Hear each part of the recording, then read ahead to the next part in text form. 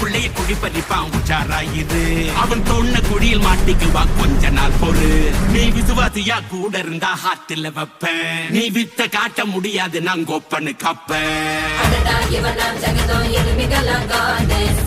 சிறப்பா முடியும் சம்பவ சீனு. நீ தகரா கொடுத்தா